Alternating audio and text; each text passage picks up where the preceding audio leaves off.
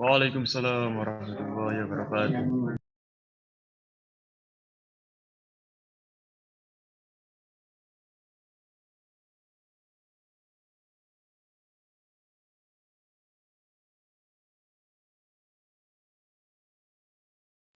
Masa ada kerumuh?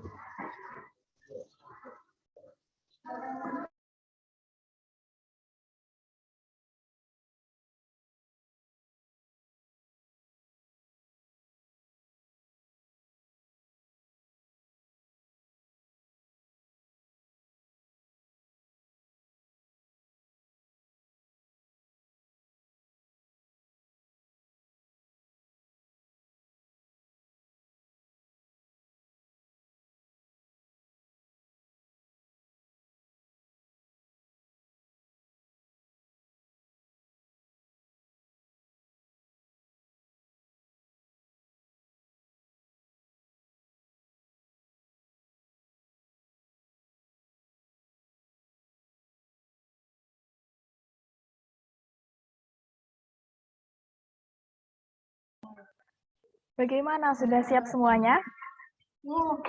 Sudah siap untuk mengikuti acara talakmud? Siap.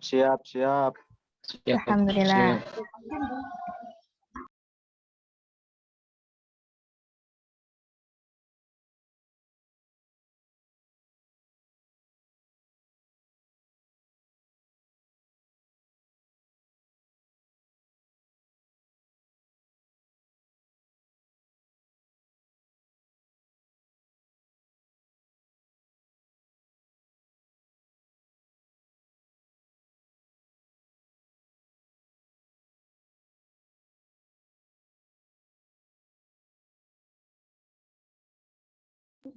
Ya, untuk rekan dan rekan kita yang belum on kamera, silahkan mengaktifkan kamera. Dan dipersiapkan sebaik mungkin ya, karena acara webinar kali ini akan dihadiri oleh pemateri yang sangat luar biasa. Jadi sangat rugi sekali jika rekan dan rekan kita tidak mempersiapkannya dengan baik. Oke? Ayo, dikeluarkan wajah-wajahnya yang bersinar, wajah yang tampan, yang cantik. Ya, wajah ahli surga.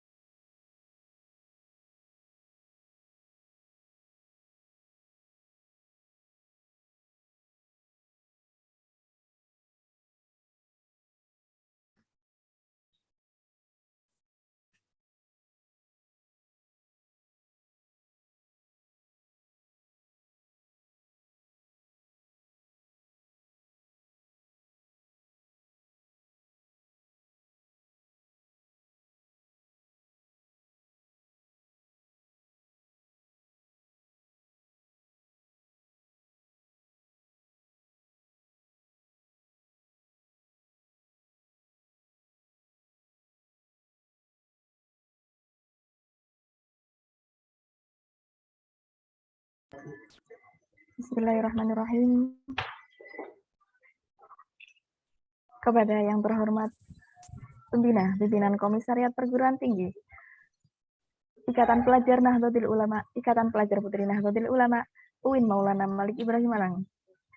Yang kami hormati, Ketua Pimpinan Komisariat Perguruan Tinggi, IPNU, IPPNU, UIN Maulana Malik Ibrahim Malang. Yang kami hormati, Ketua Pimpinan Anak Komisariat Perguruan Tinggi, IPNU, IPPNU, se-UIN Maulana Malik Ibrahim Malang. Dan tak lupa, rekan dan rekan kita yang berbahagia. Assalamualaikum warahmatullahi wabarakatuh. Waalaikumsalam warahmatullahi wabarakatuh. Alhamdulillahirabbil alamin wa bihi nasta'inu ala umuri dunya waddin. Wassalatu wassalamu ala asrafil anbiya'i wal mursalin sayyidina wa maulana Muhammadin wa ala alihi wa sahbihi wa barik wassalim. Amma ba'd. Alhamdulillahirabbil alamin, puji syukur kami haturkan kehadirat Allah Subhanahu wa taala yang mana pada pagi hari ini kita dapat berkumpul di majelis virtual yang insya Allah mubarak, amin, dengan keadaan sehat walafiat. Salawat serta salam semoga tetap terhaturkan kepada junjungan kita Nabi Muhammad Sallallahu Alaihi Wasallam dengan ucapan Allahumma sholli ala Sayyidina Muhammad wa ala ali Sayyidina Muhammad. Selamat pagi rekan dan rekanita. Selamat datang kami ucapkan di acara webinar Pralakmut dengan tema optimalisasi kader pelajar NU bangkit menuju kader yang aktif, kritis, dan analitis.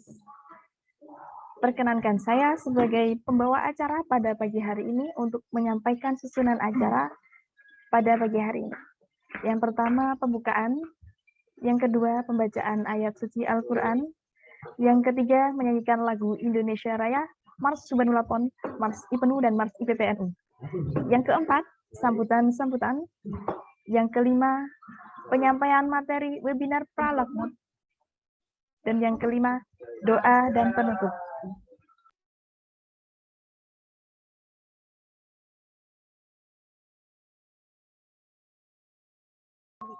Baik, menuju acara yang pertama, yakni pembukaan. Marilah acara pada pagi hari ini kita buka dengan bacaan Al-Fatihah. Ala hadihimiyah as-salihah Al-Fatihah.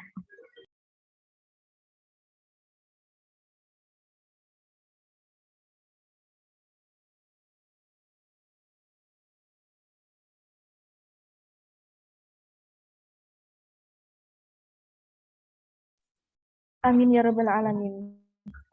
Semoga dengan bacaan Fatihah tadi dapat memperlancar kegiatan kita hingga akhir. Ya, baik. Untuk acara selanjutnya, yakni pembacaan ayat suci Al-Quran yang akan disampaikan oleh rekan Hisham. Kepada rekan Hisham, dipersilahkan.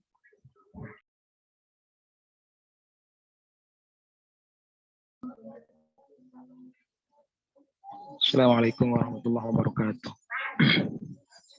Waalaikumsalam warahmatullahi wabarakatuh.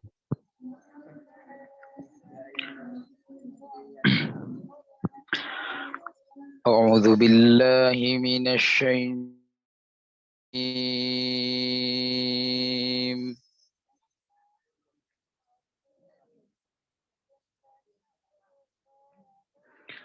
Bismillahirrahmanirrahim.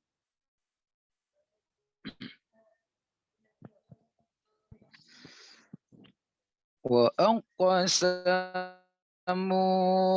billahi jahda aymanihim la in amartahum la yakhrujun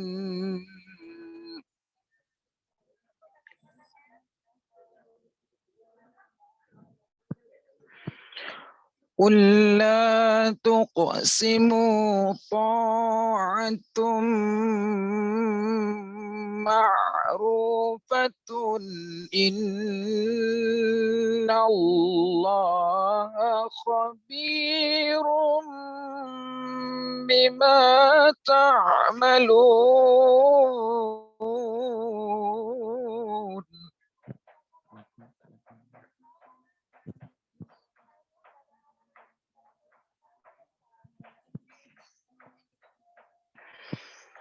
قل أطيعوا الله وأطيعوا الرسول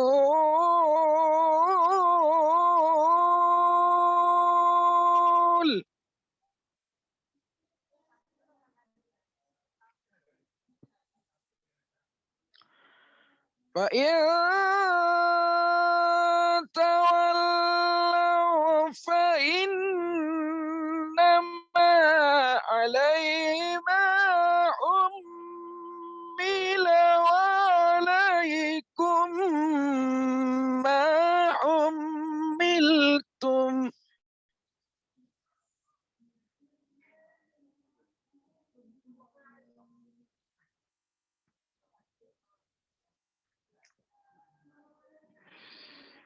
وإن تطيعوه تهتدوا وما على الرسول إلا البلاغ المبين.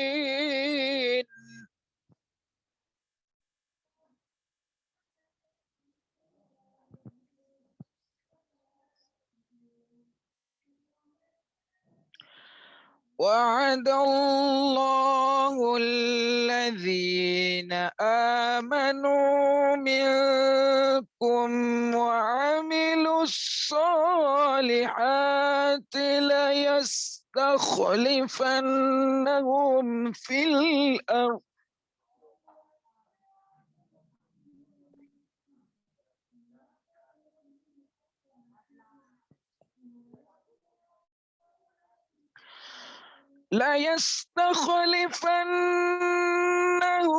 في الأرض كما استخلف الذين من قبلهم وليمكنن لهم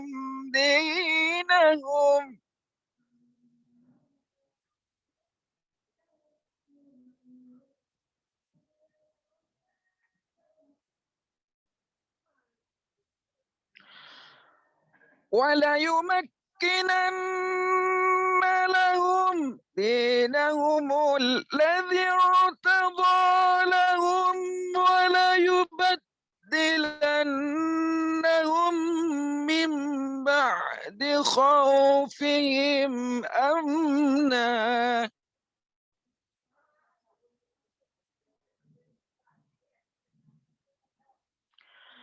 يعبدونني لا يشركون بي شيئا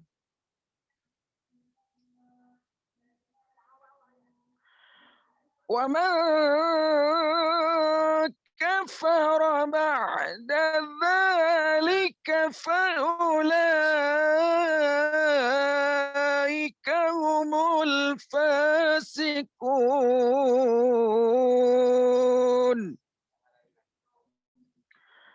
وأقيموا الصلاة وآتوا الزكاة وأطيعوا الرسول لعلكم ترحمون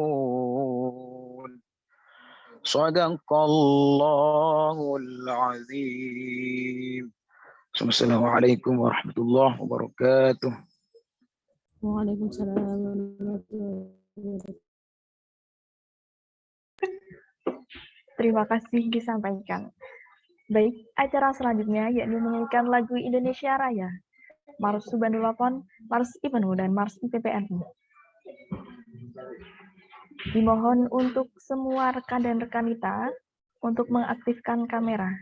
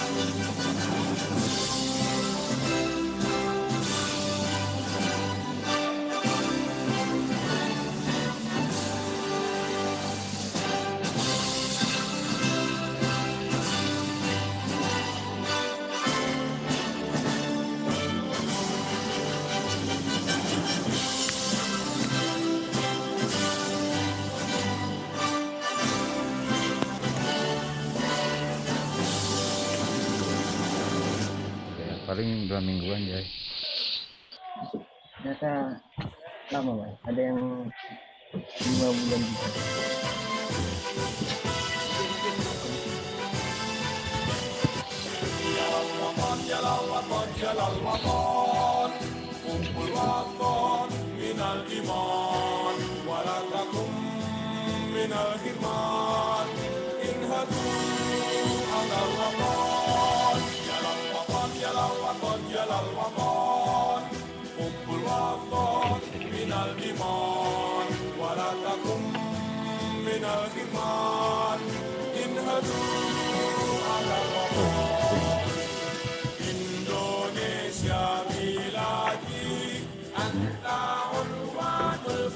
Kurang belakang mundur gitu.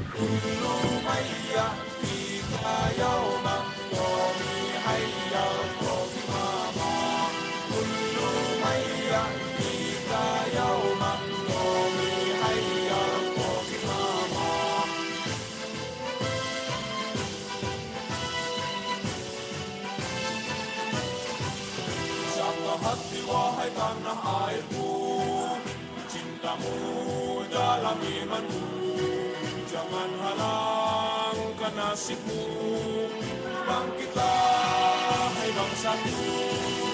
Satu hati wahai tanah airku, cintamu dalam imanku, jangan halangkan nasibmu, bangkitlah hai bangsaku. Indonesia negeriku, engkau panji martabatku. Siapa datang mengancammu, kan binasa di bawah tulirku. Siapa datang mengancammu, kan binasa di bawah tulirku.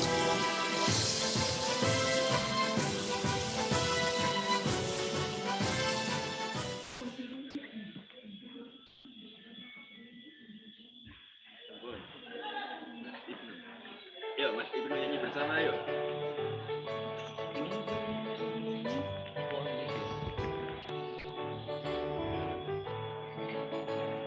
Hai pelajar Indonesia, siapkanlah barisanmu, bertekad bulat bersatu di bawah kibaran Panji Ibnu. Ayo hai pelajar insan yang setia, kembangkanlah agamamu dalam negara Indonesia, tanah air yang ku cinta. Dengan berpedoman kita belajar, berjuang serta bertakwa. Kita bina wadah nusa dan bangsa untuk kejayaan masa depan. Bersatu wahai pelajar Islam Jaya, tunaikanlah kewajiban yang mulia. Ayo maju, pantang mundur, dengan nama Tuhan kita perjuangkan. Ayo maju, pantang mundur, pasti tercapai adil makmur.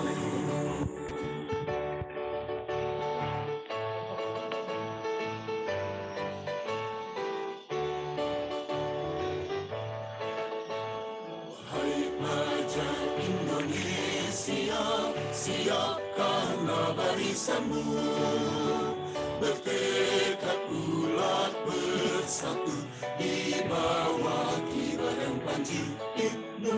Ayo hai pelajar insan yang setia, kembangkanlah agamamu dalam negara Indonesia, tanah air yang ku cinta. Dengan berpedoman kita belajar, berjuang serta bertakwa. Kita bina wadah nusa dan bangsa untuk kejayaan masa depan. Bersatu wahai pelajar Islam Jaya, tunaikanlah kewajiban yang mulia. Ayo maju, pantang mundur, dengan rahmat Tuhan kita perjuangkan. Ayo maju, pantang mundur, pasti tercapai adil makmur.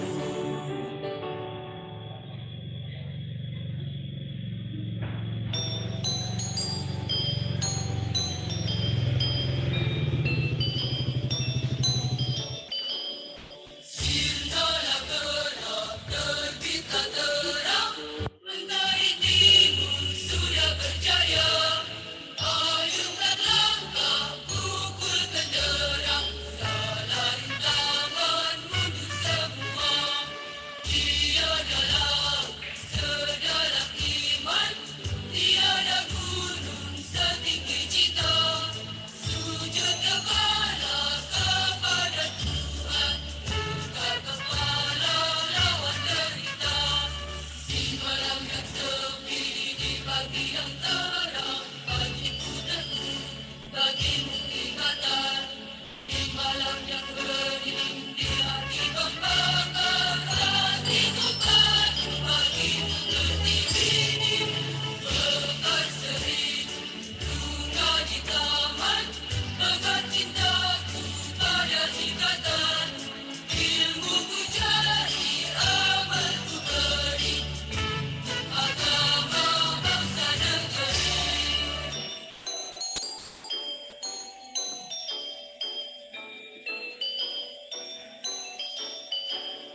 Sirnalah gelap, terbitlah terang, mentari timur sudah berjaya. Ayunkan langkah, pukul kenderang, salah rintangan mundur semua. Tiada laut sedalam iman, tiada gunung setinggi cita. Sujud kepala kepada Tuhan, buka kepala lawan derita. Di malam yang sepi, di pagi yang terang, bagimu teguh, bagimu ingatan. Di malam yang hening, di hati membakar, hatiku padu, bagimu berdiri. Bekal seri, bunga di taman, bekal cintaku pada ikatan. Ilmuku cari, amalku beri, agama bangsa negeri.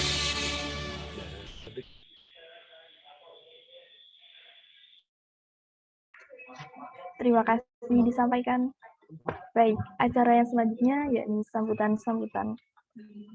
Sambutan yang pertama akan disampaikan oleh Ketua Pimpinan Komisariat Perguruan Tinggi Ikatan Pelajar Putri Nahdlatul Ulama UIN Maulana Malik Ibrahim Malang. Kepada rekan kita Nadia Nafisah, dipersilahkan.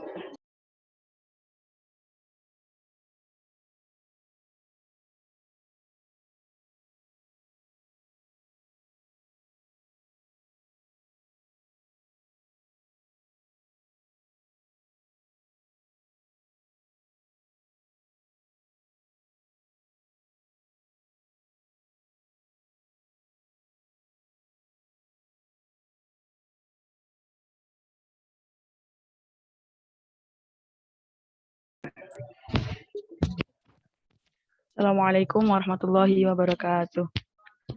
Waalaikumsalam warahmatullahi wabarakatuh. Alhamdulillahirabbil alamin wa bihi nasta'inu ala umurid dunya waddin wassalatu wassalamu ala asyrafil anbiya wal mursalin sayyidina Muhammadin wa ala alihi wa sahbihi ajma'in, amma ba'd. Yang terhormat Al Ustadz Ahmad Dhafir Zuhri selaku pemateri pada webinar Pralak ini, yang saya hormati panitia, seluruh panitia Lakmut ke-18 PKPT IPNU IPPNU UIN Maulana Malik Ibrahim Malang, dan tak lupa kepada rekan-rekan kita peserta Lakmut ke-18 PKPT IPNU. Pertama-tama marilah kita panjatkan puji syukur kita kehadirat Allah Subhanahu wa taala, yang mana atas rahmat dan nikmatnya kita bisa sama-sama mengikuti kegiatan hari ini, yaitu webinar Pralakmut dalam keadaan yang insya Allah sihah wa afiyah. Salawat serta salam semoga tetap tercurah kepada Rasulullah Muhammad Sallallahu Alaihi Wasallam, yang telah membimbing kita dari zaman kegelapan menuju zaman yang terang benderang, yakni Adinul Islam wal Iman. Tidak banyak yang ingin saya sampaikan, seperti yang kita ketahui bersama bahwa Lakmut adalah jenjang pengkaderan kedua setelah Makesta. Jadi ketika kemarin, di Makesta kemarin, rekan-rekan kita semuanya ini dibaiat menjadi anggota, maka nanti setelah Lakmut, rekan-rekan kita semuanya bukan hanya menjadi anggota, tapi sudah menjadi kader IPNU IPPNU. Lakmut PKPT IPNU IPPNU UIN Maulana Malik Ibrahim ke-18 tahun 2022 ini nantinya akan lebih menitik beratkan kepada pengembangan diri calon-calon kader jenengan sedoyo, maka diharapkan semoga Lakmut tahun ini bisa mencetak kader-kader yang berkualitas dan bertanggung jawab.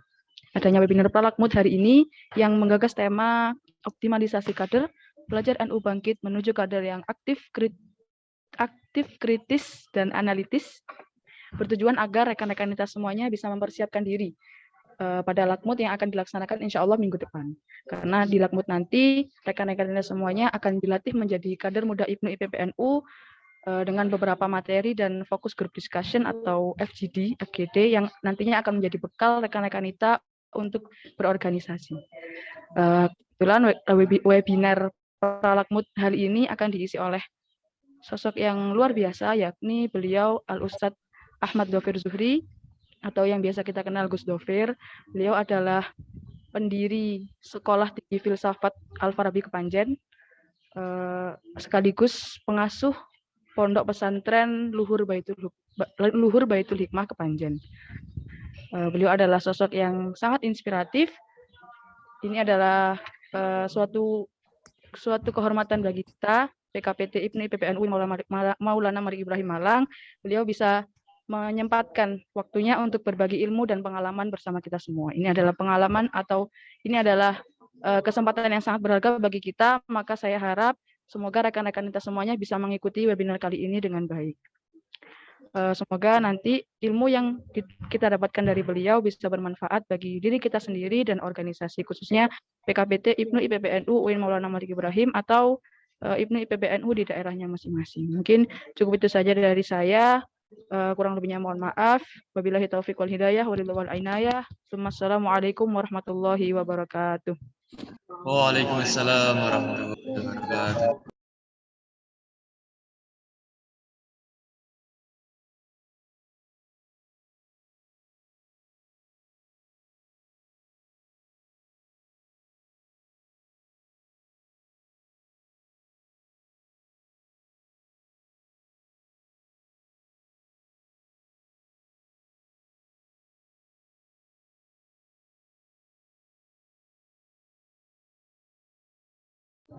Baik, terima kasih disampaikan kepada rekan Nita Nadia Nafisah.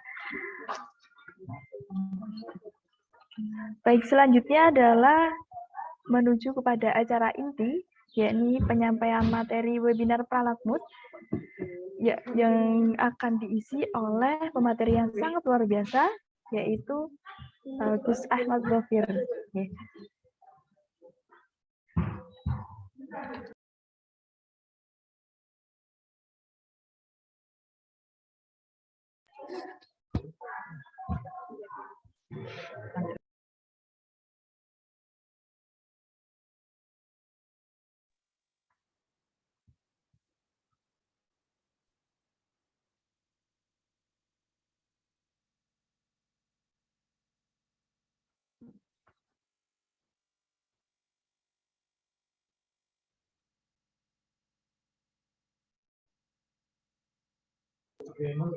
Oke, dimohon kepada rekan dan rekanita untuk mengaktifkan kameranya dan disiapkan untuk mencatat materi yang akan disampaikan nanti.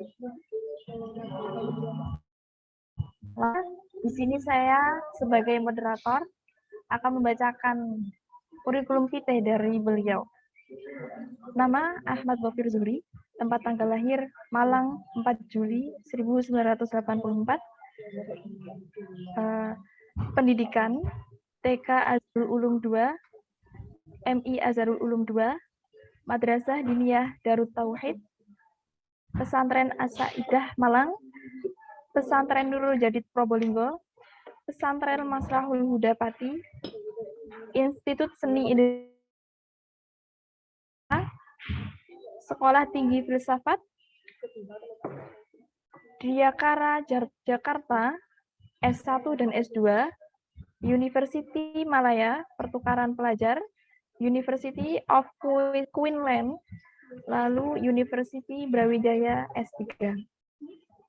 Prestasi-prestasi, karya tulis, kumpulan puisi orgasme, tersesat di jalan yang benar, terjemah sholawat haji, tahniyah lil qudum Yahujaj Baitul Haram, tafsir Az-Zuhri volume 1, barisan hujan, membangun negara hukum yang bermartabat, presiden, mahar 1000 masjid, masjid monarki, terjemah risalah Laduniyah, Al-Ghazali, matahari tumbuh dari senyummu, manusiakan manusia, gereja di padang masyar, kerikil berpijar, perempuan bergetah emas, mencangkul di Yunani, A'malul Yaumiyah, filsafat Islam, para nabi dalam botol anggur, titik nol, filsafat timur, sebuah pergulatan menuju manusia paripurna, filsafat untuk pemalas, kondom gergaji, peradaban sarung, Penny Vidi Santri, dan Dila.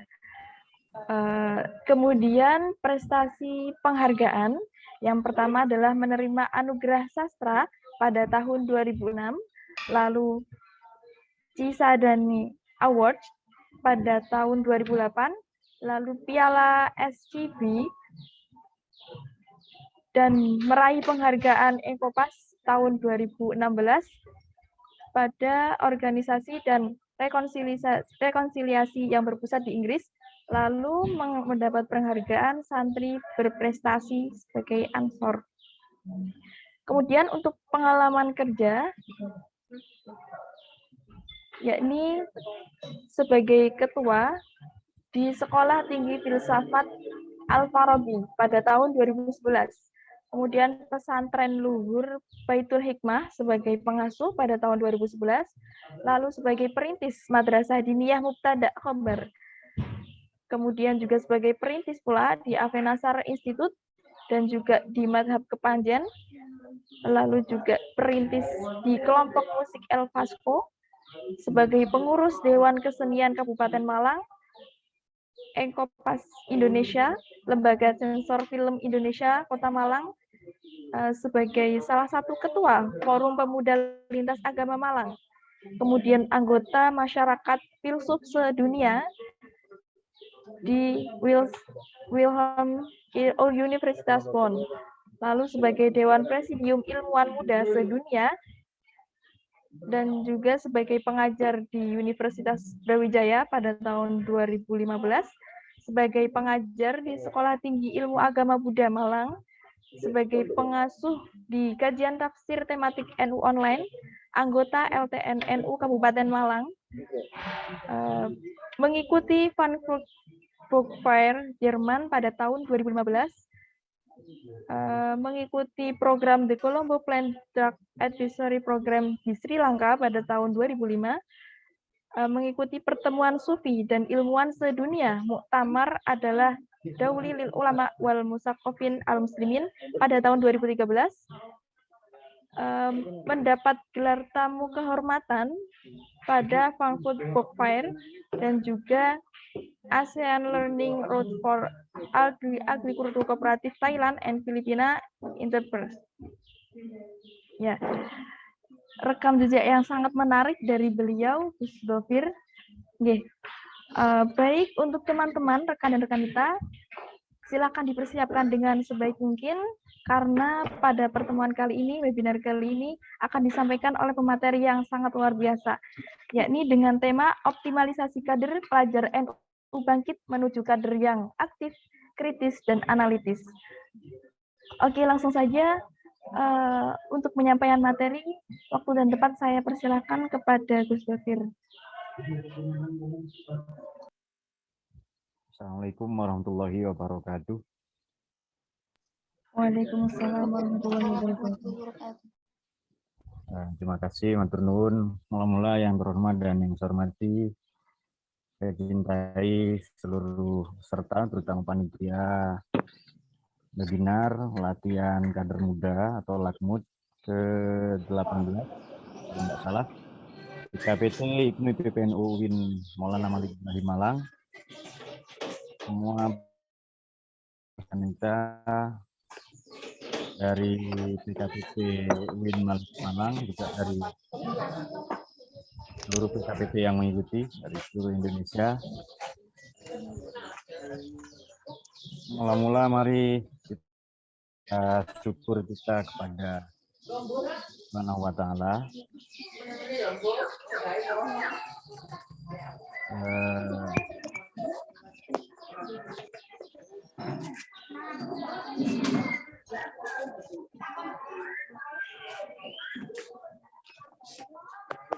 Syukur sebagai bangsa Indonesia.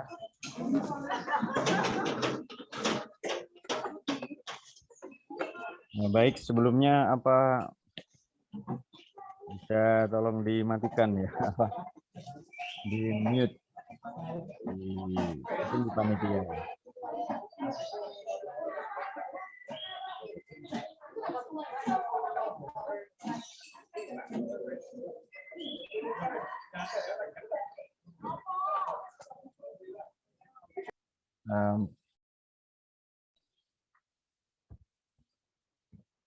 Baik, mari kita lanjutkan. Bersyukur kehadirat Allah, salawat salam kepada baginda Nabi, Allahumma sholli ala sayyidina Muhammad. Bismillahirrahmanirrahim. Saya berterima kasih sudah diberi kesempatan untuk bersilaturahmi untuk adik-adik semua, rekan-rekan kita, serta LAKMUD atau pra-LAKMUD ya, pada webinar latihan kader muda yang ke-18 PKPT UIN Maliki Malang. Sekali lagi terima kasih karena saya sudah diberi kesempatan oleh panitia. Baik, ibadah paling lama di dalam ajaran kita, dalam agama Islam adalah ibadah menjadi manusia, ibadah menjadi Indonesia, ibadah menjadi Nahdliyin. Menikah kadang juga dikatakan sebagai ibadah terlama. Tetapi ada kalanya bercerai, ada kalanya jomblo ya. Jomblo menahun atau tuna asmara, jomblo kronis. Tetapi ibadah menjadi Indonesia, ibadah menjadi Nahdliyin, menjadi kader Nahdliyin, ibadah menjadi manusia, ini ibadah yang oleh karenanya Nabi Muhammad diutus ke dunia, sallallahu alaihi wasallam. Demi kita menjadi manusia, demi kita mencintai tanah air kita Indonesia ini, demi kita menjalankan syariah, risalah, nubuah yang dibawa oleh nabinya, juga para nabi, para rasul terdahulu alaihi salam, maka kita dipilih menjadi umat manusia, kita dipilih menjadi umat nabi yang paling mulia, agung, dan paling dicintainya, dan bahkan tak kalah penting kita dipilih menjadi Indonesia. Kita dipilih menjadi Nahdliyin. Ini ibadah paling lama, bahkan sampai ke akhirat nanti ya. Baik, rekan-rekan kita, adik-adik semua, mungkin kalian terpaut jauh umur dari saya ya, mungkin belasan tahun atau puluhan tahun, tetapi kelak kepada kalianlah Indonesia ini berharap. Ini saya melihat wajah-wajah kalian ini kelihatan muka-muka yang kurang diminati oleh segala jenis mertua di muka bumi ya. Tapi enggak usah sedih, matur nuwun Mbak Moderator ya. Meskipun wajah-wajah kalian kurang diminati oleh segala jenis mertua, tidak berprestasi, kayaknya enggak cocok menjadi the most wanted menantu di tahun-tahun belakangan ini, tetapi percayalah bahwa kepada kalian, kepada rekan-rekan kita sekalian, kepada adik-adik sekalian, Indonesia nanti berharap bukan hanya calon mertua Anda, bukan hanya calon pasangan hidup Anda, tetapi Indonesia berharap pada kalian. Nanti kalian ngaca ya, mungkin mukanya enggak ilmiah, mungkin mukanya biasa-biasa saja, tetapi ketahuilah Indonesia berharap banyak kepada kalian. Ini pasti yakin, saya hakul yakin kalian amin garis keras ini. Bismillahirrahmanirrahim, mari kita mulai. Oleh karena Indonesia berharap kepada kita, Islam, Ahlus Sunnah wal Jamaah ini berharap kepada kalian semua, kepada jenengan semua. Oleh karena Nahdlatul Ulama kelak berharap kepada Anda, maka kita harus menyiapkan diri sedini mungkin sesuai dengan tema yang disodorkan kepada kami, optimalisasi kader. Pelajar NU bangkit menuju kader yang aktif, kritis, analitis. Ini istilah filsafat semua ini. Aktif, kritis, dan analitis. Baik. Cara berpikir sampai abad ke-18 itu masih cara berpikir kritis. Jadi kalau ada seorang ilmuwan namanya Profesor Hur ya, membagi pembabakan sejarah peradaban umat manusia ke dalam 3 tahap atau ke dalam 3 fase.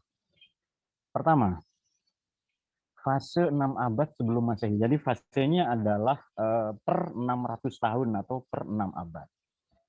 Pra-Masehi 600 tahun ini fase para teolog.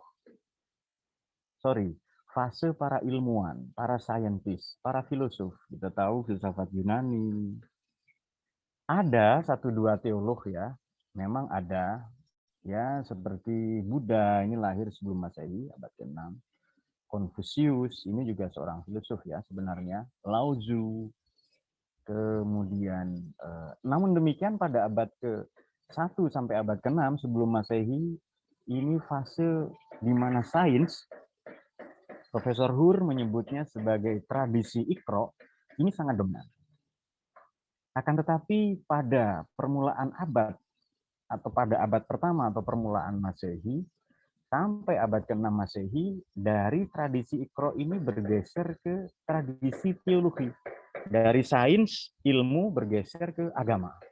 Jadi dari tradisi teologi, Iqra bergeser ke Bismi Rabbika. Kita tahu banyak sekali para teolog abad para pemuka agama, penganjur kesalehan, agama-agama besar ya, yang lahir pada awal-awal abad ke-6, pada awal Masehi ya, sampai abad ke-6. Namun demikian pada abad ke-6 Masehi sampai ke-12 ini ada persinggungan, ada integralisasi, bukan melulu peradaban Iqra sebagaimana abad 1 sampai ke-6 sebelum Masehi, atau abad Bismi Rabbika sebagaimana abad pertama sampai ke-6 Masehi.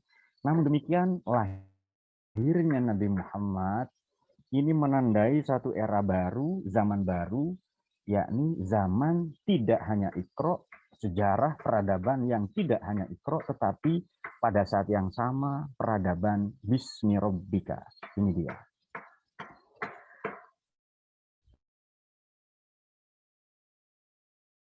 Apa sebab?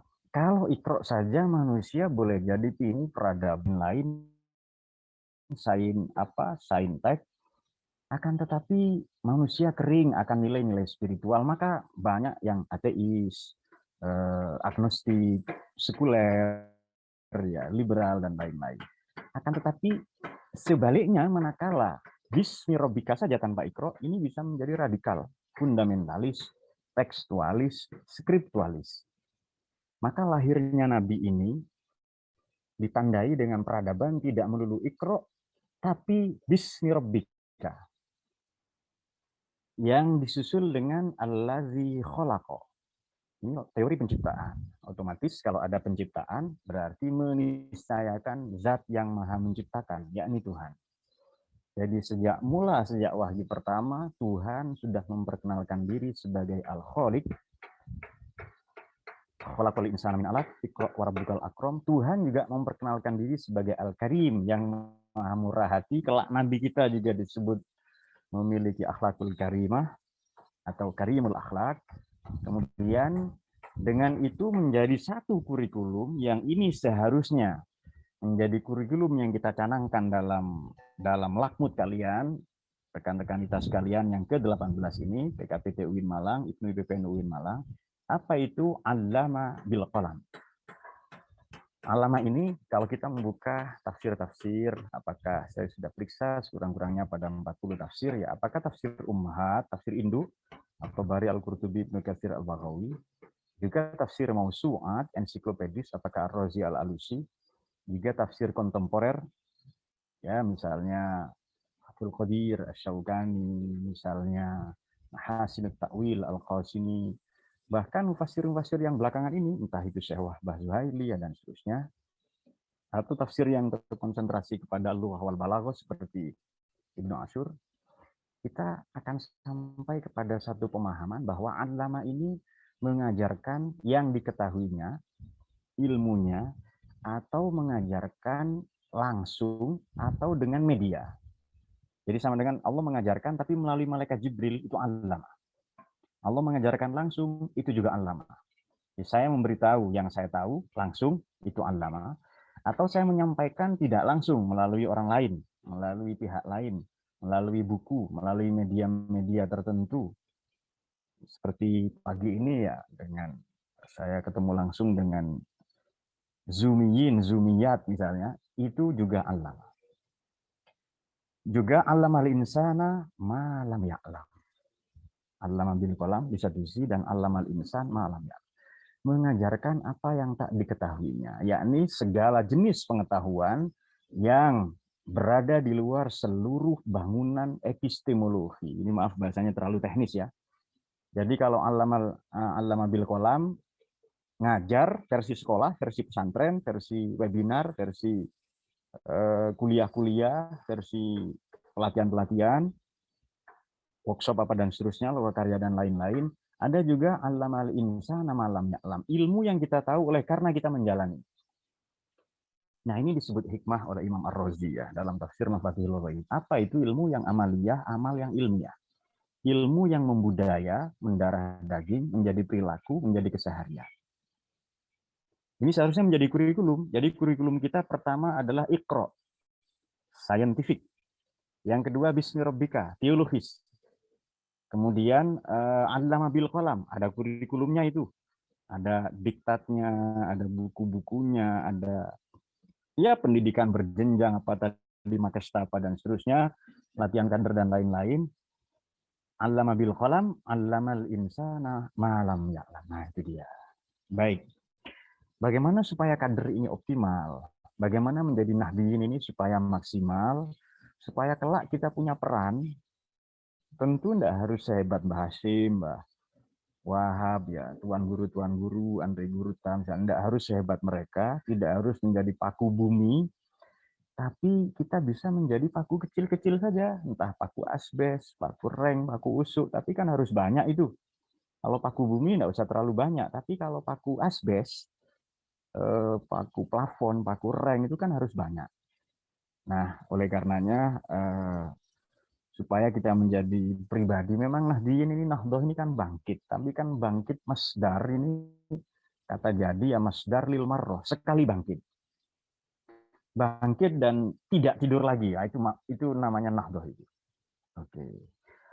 Menuju kader aktif, kritis dan analitik.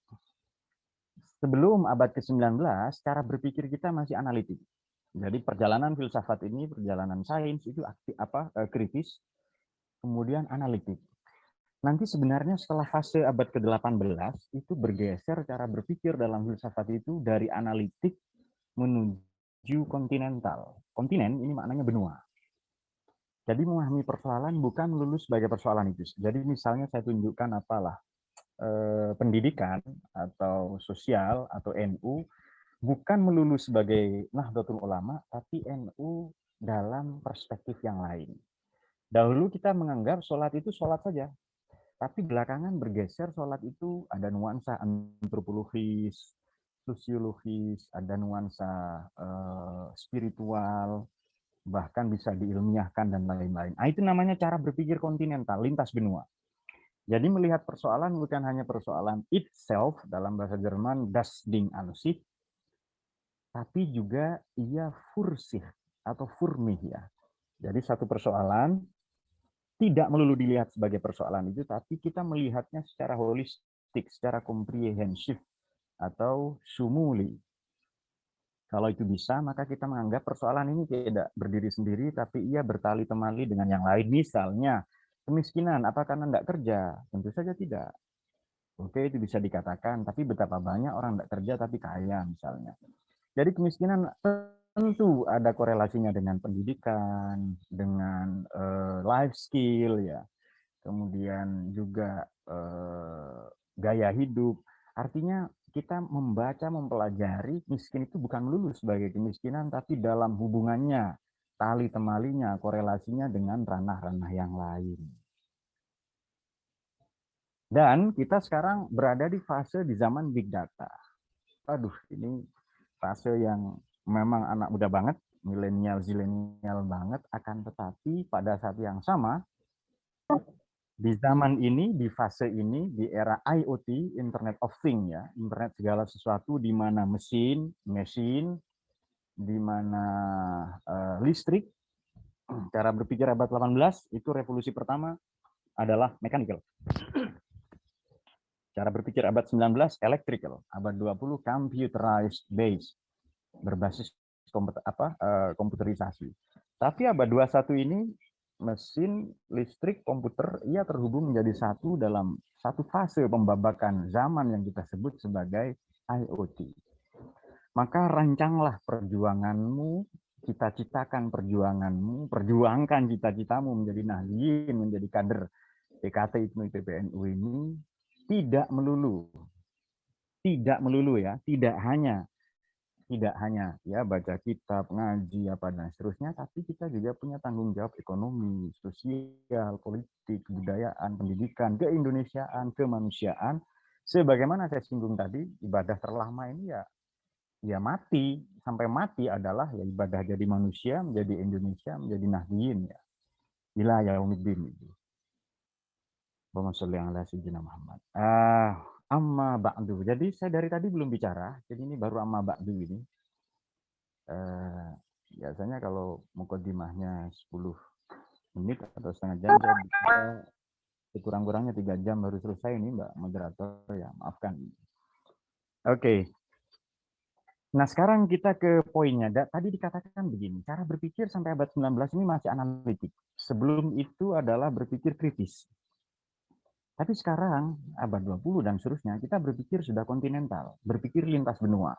Memandang persoalan bukan melulu sebagai persoalan itu sendiri, tapi dalam hubungannya dengan yang lain. Jadi kalau ada, misalnya sekarang,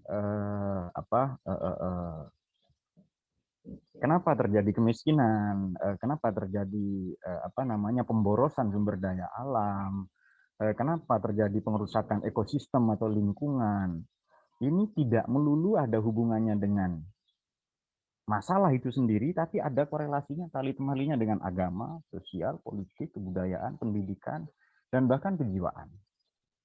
Nah, kita akan menggunakan cara berpikir ini sebagai allama bil qalam, sehingga kelak allamal insana ma lam ya'lam. Nah, kita akan menggunakan cara berpikir ini sebagai kurikulum supaya demi optimalisasi kader, supaya menjadi kader yang bangkit. Baik. Di Quran ini sekurang-kurangnya kita bisa merujuk kepada surat Al-Hajj ayat 54. Bismillahirrahmanirrahim. Ada redaksi begini. وَلِيَعْلَمَ الَّذِينَ أُوتُوا الْعِلْمَ أَنَّهُ الْحَقُّ مِنْ رَبِّكَ فَيُؤْمِنُوا بِهِ فَتُخْبِتَ لَهُ قُلُوبُهُمْ فَإِنَّ اللَّهَ لَهَادِي الَّذِينَ آمَنُوا إِلَى صِرَاطٍ مُسْتَقِيمٍ. Supaya orang-orang yang dianugerahi pengetahuan, supaya kader-kader Lakmut serta rekan-rekan kita Lakmut ke-18 PKPT kali ini, supaya tahu bahwa agama, ilmu, kemudian kebudayaan, peradaban, apapun saja hadir kepada kita, hanya mungkin diterima oleh banyak orang kalau disampaikan dengan benar. Jadi kalau mau benar, nomor satu harus berilmu. Mau ber-Indonesia yang benar, fasenya, landasannya, pondasinya ilmu. Mau beragama yang benar, ilmu. Mau menjadi kader IPNU PPNU yang benar, ilmu. Mau menjadi the most wanted menantu, buronan mertua 2024 misalnya, itu juga modalnya adalah ilmu. Tidak, apakah cukup? Belum tentu, sebab betapa banyak orang berilmu tapi menyalahgunakan pengetahuannya. Betapa banyak orang yang mengerti hukum tetapi ia justru memanipulasi hukum, menyalahgunakan wewenang, jabatan, pengaruh, dan seterusnya. Maka tidak cukup ilmu tetapi waliya'lamal ladzina utul ilma anal haq min rabbik fayu'minu bihi. Harus punya basis iman, akidah ahlus sunnah wal jamaah, harus punya basis spiritual. Tak cukup kita melakukan petualangan intelektual sejauh-jauhnya, tapi juga perlu kita imbangi dengan pendakian spiritual setinggi-tingginya. Jadi tidak cukup Isra secara intelektual, tapi Mi'raj secara spiritual. Dan ini harus kalian temukan, kalian tanamkan di latihan kader muda pada kesempatan kali ini. Baik. Apakah cukup berilmu beriman? Saya kira mereka yang merusak Indonesia, yang melakukan bom bunuh diri, yang melakukan pengrusakan sumber daya alam, atau yang merusak ekosistem, merusak kebinekaan, entah itu indikatornya pada ya ormas-ormas radikal, kaum fundamentalis, tekstualis, skriptualis. Kalau ditanya mereka semua beriman. Tapi apakah ilmu dan iman cukup? Apakah syariah dan akidah ini cukup? Syariat ini kan apa? Liislahil zawahir, memperbaiki apa ya? Aspek lahiriah, eksterioritas.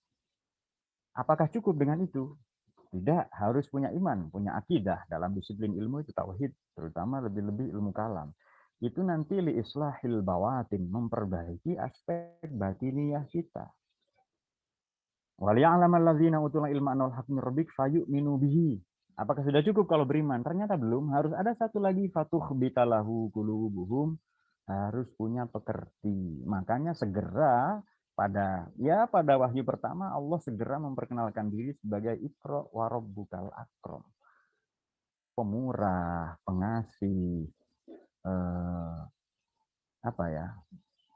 tidak, kalau disiplin ilmu itu tidak cukup fikih, syariat, akidah, tauhid, tapi harus ada satu disiplin ilmu lagi, yakni tasawuf, yakni akhlak. Dan kita Ahlussunnah wal Jamaah itu mengikuti tasawufnya Imam Al-Ghazali dan Imam Junaid Al-Baghdadi. Imam Junaid Al-Baghdadi tasawufnya berangkat dari tauhid, Imam Ghazali tasawufnya berangkat dari fikih. Jadi tidak hanya waliya'lamal ladzina, kalau mau benar tidak cukup ilmu, tidak cukup iman, tapi harus ada al-qulubul mukhbitah. Harus ada fatukhbita lahu qulubuhum. Wa innallaha ladzina amanu ila siratal mustaqim. Jadi itu yang mau kita sampaikan. Tidak cukup ilmu, tidak cukup iman, tapi harus ada ihsan. Harus ada pekerti, harus ada akhlak. Nah, akhlak ini kita tahu ya, Nabi itu diutus puncaknya, langsung mengambil poin paling penting puncaknya, yakni liutammima makarimal akhlak. Baik, itu dia. Kemudian yang kedua, sebelum nanti ada tanya jawab, bagaimana membangun atau menjadi pribadi yang aktif, yang menjemput bola, yang tidak pasif, yang responsif terhadap segala perubahan, gerak zaman. Tentu tidak melulu kita bertungkus lumus, diam, bertapa di depan buku, di depan laptop, di depan HP, juga terlibat dalam perjuangan, dalam perubahan sosial. Jadi kita ini bukan kader, bukan nahdien yang hanya aktif di sosmed saja, bagus, tapi kita juga harus terlibat dalam kehidupan bermasyarakat, berbangsa, bernegara, dan itu tidak cukup hanya di buku. Makanya ilmu tidak melulu amaliyah, tapi amal juga yang ilmiah. Jadi kita terlibat aktif, tidak hanya di dunia maya, tapi juga di dunia nyata. Kita terlibat dalam perubahan-perubahan, meskipun berskala kecil. Dimulai dari diri sendiri, dimulai dari yang kecil-kecil, dan dimulai sekarang. Jadi tidak hanya ibda' bin nafas, tapi ibda' bil asghar, dari yang kecil-kecil saja. Disiplin mandi, bangun tidur, sholat subuh, kemudian belajar, ketemu orang, bersinggungan dengan banyak orang, terlibat langsung dalam perubahan-perubahan, apakah mendidik, berderma, bekerja, apapun saja kita terlibat dalam kehidupan ini, silahkan pilih ranahnya, boleh ekonomi, politik, pendidikan, sosial, kebudayaan, kesusastraan, kesenian, saintek, silahkan pilih apa saja. Maka kuliahnya enggak harus tarbiyah syariah dakwah, kuliahnya sekali ya sains, MIPA, hukum, kedokteran, belajar nuklir. Generasi muda NU ini harus mengerti juga komunisme, filsafat, jangan filsafat tok. Jangan hanya furudul wudu'i, mujibatul ghusli yang kalian tahu. Ini kalian, ini beberapa muka-mukanya muka-muka mujibatul ghusli kayaknya ini ya.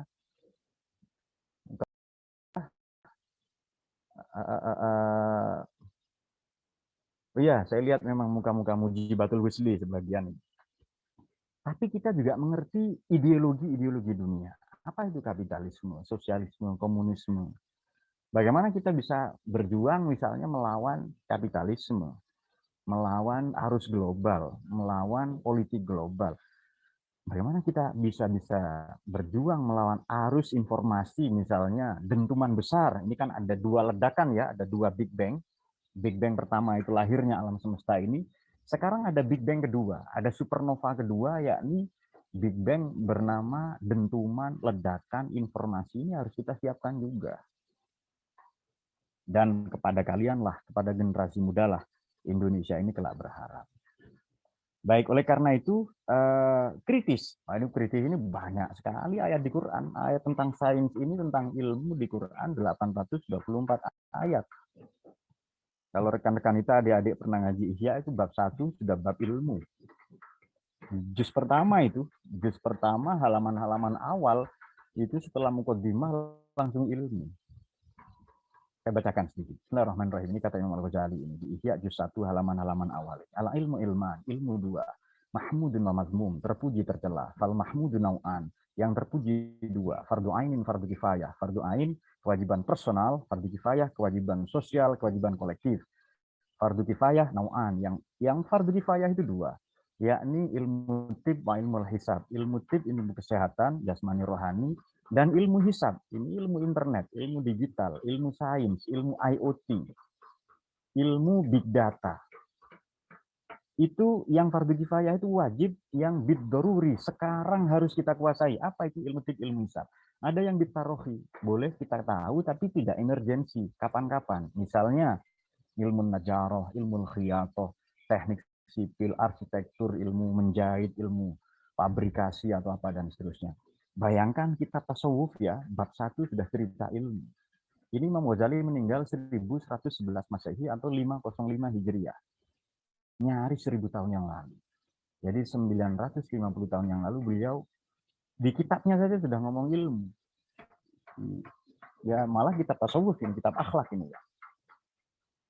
Maka integrasi antara ilmu, iman, akhlak ini seharusnya menjadi kurikulum, menjadi 'allama bil qalam, 'allamal insana ma lam ya'lam. Itu dia. Kalau mau kritis, salah satunya kita bisa melacak surat Ibrahim 28. Bismillahirrahmanirrahim. Ya ayuhan nas, alam taro ilal ladzina baddalu ni'matallahi kufran wa ahallu qaumahum darul bawar jahannama yaslaunaha wa bi'sal qarar. Oke. Wahai mahasiswa, kader-kader PKBT IPNU IPPNU, pada kesempatan pagi ini berbahagia ini, Alam Taro mengapa tidak kamu teliti? Mengapa tidak kalian riset, studi kasus, observasi, ilal lazina kepada oknum-oknum, 1, oknum ilmuwan, 2, ini saya sebutkan dalam buku saya Kondom Gergaji ya, juga saya singgung di buku terbaru saya, Nabi Muhammad bukan orang Arab. Kader elit ya, aristokrat. Elit ilmu, ilmuwan, ulama, apa saintis dan lain-lain. Juga elit politik, birokrat dan seterusnya. Juga selain elit ilmu, elit agama, elit politik, juga elit ekonomi. Mengapa tidak kamu lakukan penelitian alam taro ilal ladzina baddalu ni'matallah, yang memanipulasi, menyelewengkan nikmat-nikmat Tuhan. Nikmat Allah ini 3, rekan-rekan kita sekalian, di Indonesia. Nomor 1, nikmat Allah berupa natural resources, natural. Natural resources adalah sumber daya alam. Wah, ini banyak dirusak ini. Nikmat Allah yang kedua adalah human resources, sumber daya manusia. Yang ketiga adalah ideological resources, sumber daya ideologi, yakni Pancasila. Ini nikmat Allah terbesar. Maka kalau mau merusak Indonesia, rusaklah tiga itu. Manusianya, alamnya, Pancasilanya. Itu Anda perhatikan itu ya. Gerakan-gerakan yang mau merusak Indonesia pasti tiga itu. Alamnya, manusianya, Pancasilanya. Alam tara ilal ladzina badalu ni'matallahi kufron, dengan menutup-nutupi kebenaran, wa ahallu, dan membawa mereka oknum-oknum tadi itu qaumahum pada kita rakyat Indonesia darul bawar, menuju negeri yang krisis, yang bangkrut, yang terbelakang. Itu di surat Ibrahim ayat 28. Baru nanti, sebab begini, tahlilat, analitik ini sudah fase puncak ya.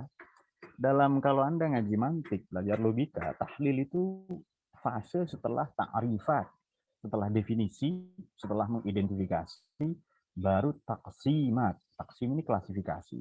Baru nanti tahlilat, dianalisis. Kesalahan-kesalahan itu pasti karena kesalahan identifikasi. Loh, ini persoalan budaya, bukan persoalan agama. Kenapa dicari dalil-dalilnya di agama? Ini persoalan saintek, ini bukan persoalan agama. Sebaliknya, yang persoalan agama, yang politik, kadang dihubung-hubungkan dengan agama. Nah, itu dia. Makanya banyak kekacauan, kesalahan itu karena kesalahan pola identifikasi. Baru nanti klasifikasi, dikelompokkan, taksimat, dan yang terakhir tahlilat. Bukan hak ya, tapi hak.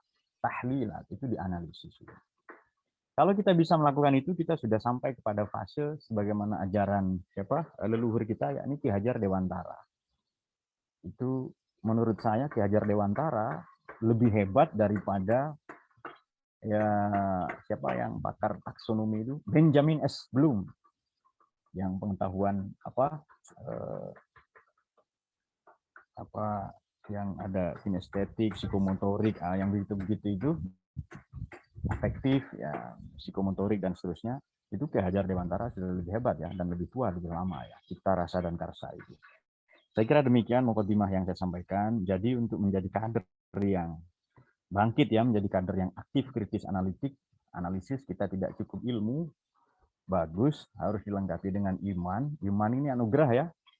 Ada loh tetangga Nabi, saudara Nabi, sepupunya, besannya, bukan hanya besan satu, tapi besan dua. Namanya Abdul Uzza alias Abu Lahab. Itu punya dua orang anak, namanya Utbah dan Utaibah. Ini dinikahkan dengan dua orang putri Nabi SAW, yakni Siti Ruqayyah, Ummah Kulsum radhiyallahu anhuma. Tapi tidak beriman. Pak Le, pamannya, besannya, tetangga, rumah dekat, enggak iman. Kita yang terpaut 14,5 abad, nah kok dilalah tiba-tiba kita beriman. Ini kan anugerah yang hebat sekali. Makanya patut kita syukuri kita menjadi Indonesia, menjadi umatnya Nabi Muhammad, menjadi Nahdiyin. Ini ibadah paling lama ini. Maka kita harus terus belajar. Tidak cukup ilmu, iman dilengkapi dengan akhlak. Nah, kemudian kita harus peka tadi, kalau mau punya peran, siapapun yang, tadi kan disinggung kan, siapa datang mengancammu, kan binasa yang begitu kan. Nah itu biasanya yang merusak Indonesia ini, sesuai surat Ibrahim ayat 28, adalah dirusak alamnya, dirusak manusianya, dirusak ideologinya Pancasila. Saya kira demikian, saya kembalikan kepada moderator. Wallahumma fiq la muthariq. Assalamualaikum warahmatullahi wabarakatuh. Waalaikumsalam warahmatullahi wabarakatuh. Baik, terima kasih disampaikan kepada materi kita, Gus Zofir. Ya, materi yang sangat menarik. Yang saya tangkap kali ini, cara atau tips agar bangkit menjadi kader NU, menebarkan kebaikan, yaitu ada 3 tips, yakni yang pertama, jadikan ilmu sebagai landasan pada setiap kegiatan. Lalu tidak cukup itu, iringi dengan yang namanya keilmuan, dan juga dengan dibumbui dengan budi pekerti atau akhlak yang baik. Nah, seperti itu, guys. Oke, langsung saja kita menuju ke sesi yang selanjutnya, yaitu sesi diskusi tanya jawab. Pada kesempatan kali ini saya buka 3 pertanyaan bagi rekan dan rekan kita yang ingin mengajukan pertanyaan terkait tema yang disajikan pada hari ini, atau Mungkin masih ada yang dibingungkan terkait dari yang disampaikan oleh pemateri, dipersilahkan. Bagi yang ingin kamera dan menyampaikan pertanyaannya. Monggo rekan-rekan kita, dipersilahkan. Ya, assalamualaikum. Izin masuk, Pak Moderator. Oke, silakan mengajukan pertanyaan. Ya, assalamualaikum warahmatullahi wabarakatuh. Mohon maaf, saya masih di luar. Mohon maaf, saya akan bertanya. Saya dari kader PAKPT Ja'far Shadiq Unisma akan bertanya gini, Gus. Indonesia, NU, bahkan Aswaja itu membutuhkan kontribusi kita. Nah, langkah apa sih yang tepat untuk kita berkontribusi dari itu semua? Kalau kita lihat role model Hadratus Syekh Mbah Hasyim Asy'ari, Mbah Wahab, dan kawan-kawannya itu, kita insecure gitu, Gus. Kita itu bisa apa? Nah, terima kasih. Wassalamualaikum warahmatullahi wabarakatuh. Waalaikumsalam warahmatullahi wabarakatuh. Ya, terima kasih rekan Ahmad Firdaus dari Unisma. Ya, yaitu pertanyaannya, Indonesia dan NU membutuhkan kontribusi dari kita sebagai kader-kader NU. Lalu bagaimana sih cara kita untuk menyumbang kontribusi? Karena secara zahir kita itu jauh dari role model seperti Kiai Hasyim Asy'ari, Kiai Wahab, dan lain sebagainya. Baik, terima kasih pada penanya. Ini pasti muka-mukanya muka kurang diminati mertua ya, tapi enggak apa-apa. Anda ini ditunggu perannya oleh Indonesia ini. Nomor 1, jadi perubahan itu begini. Ada teori yang disebut dengan value chain. Chain itu rantai. Chain ya. CHAIN. Value itu nilai. Value chain ini dikenal juga dengan teori 3K. Tidak cukup kita memiliki kualitas, tidak cukup kita memiliki kuantitas. Quantity ini kan kamiyah. Tapi kita juga butuh kualitas, kaifiyah. Yang tidak kalah penting adalah kontinuitas, terus-menerus belajar. Bagaimana perubahan-perubahan besar? Contoh, jarak 1000 mil ini dimulai dengan 1 langkah. Pokoknya belajar saja dulu. Perubahan besar itu dimulai dengan ibda bin nafas. Ini ajaran Nabi. Mulai dari diri sendiri. Tadi saya menyinggung apa? Disiplin, bangun pagi, baca Quran, belajar. Kalau niru Mbah Hasyim itu kan paku-paku bumi itu. Nggak harus jadi paku bumi, jadi paku triplek, nggak apa-apa. Tapi paku triplek ini banyak, nggak cukup 1-2. Paku triplek, paku asbes, paku reng, paku usuk ya. Karena saya berada di tempat bangunan ini, di pondok ini. Jadi contoh-contohnya pakai material-material ya. Ibda bin nafas, mulai dari diri sendiri. Disiplin mandi, disiplin baca Quran, disiplin misalnya belajar ya. Kemudian tak cukup itu, ibda bil aswar, mulai yang kecil-kecil. Antri. Kemudian apa yang remeh-temeh biasanya kalian? Kebiasaan tidur pakai gadget misalnya, kebiasaan menunda tidur ya, kebiasaan bermalas-malasan, jadi kaum rebahan bukan perubahan. Jadi begini, bayangkan kalau Anda misalnya tidur 8 jam sehari. Umur Anda 60 tahun, ini kata Imam Ghazali. Maka Anda sudah tidur 20 tahun. Karena 8 jam ini adalah sepertiga dari 24 jam. Kalau umur Anda 60 tahun, Anda sehari tidur 8 jam, maka Anda sudah tidur 20 tahun. Coba kita efektivitas waktu saja ya. 1 tahun 364 atau 365 hari. Oke. Ada 52 minggu hari libur berarti. Kadang Sabtu juga libur, berarti ada 104 hari libur ini. Dipotong mandi, dipotong makan, dipotong pansos, dipotong dengan kepo-kepoin mantan, dipotong dengan sibuk dengan hal-hal yang tidak penting. Maka kita tidak ada waktu produktif. Jadi kalau dalam 1 tahun ini ada 52 minggu, kalau 1 minggu kita hatam 1 buku, 1 tahun kita punya referensi 52 buku. Ini kan sudah lumayan pinter itu. Nah, mulai dari diri sendiri, perubahan itu mulai dari yang kecil-kecil, ibda bil'an, ibda bil asghar. Ada satu lagi lebih penting ini Mas, ibda bil'an, mulai sekarang. Kalau mau berubah itu sekarang. Kurangi waktu tidur, tambah waktu belajar, kemudian banyak berguru, banyak bertanya. Nanti ketahuan perannya. Silahkan, entah di ilmu, di politik, di pendidikan, kebudayaan, sains, apalagi kesenian, apapun saja yang penting tujuannya menjaga Indonesia, kemanusiaan, kebinekaan, membela Ahlus Sunnah wal Jamaah. Monggo perannya silahkan. Ekonomi, politik, kebudayaan, kebangsaan, jangan ngaji. Ya tahlilan iya, ya tetap jadi santri. Santri itu kan terambil dari kata sastri. Sastri itu apa? Orang yang mempelajari sastra. Sastra itu apa? Sastra itu kitab suci. Yang belajar, mengamalkan, menjalankan nilai-nilai kitab suci disebut sastri. Bahasa kita santri. Tempat di mana mereka belajar disebut pesastrian atau pesantren. Jadi kuncinya itu mulai dari diri sendiri, mulai dari kecil-kecil, mulai dari sekarang. Semoga menjawab, saya kembalikan ke moderator. Ya, terima kasih disampaikan kepada pemateri. Dapat saya simpulkan untuk pertanyaan pertama ini, jadi bagaimana langkah untuk menyumbang kontribusi di negara, yaitu dengan 3K, kualitas, kuantitas, dan juga kontinuitas atau terus belajar. Nah, ini dapat dimulai dengan ibda bin nafs, ibda bil asghar, dan ibda bil an. Nah, jadi lakukan apa saja, yang penting itu tujuannya adalah untuk menjaga keindonesiaan dan membangkitkan diri sebagai kader NU. Nah, kurang lebihnya seperti itu ya guys ya. Bagaimana untuk penanya? Apakah ada feedback?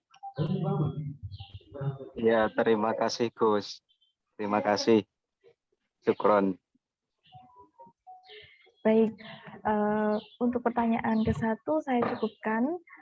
Masih ada kuota 2 pertanyaan kepada rekan dan rekanita yang ingin bertanya.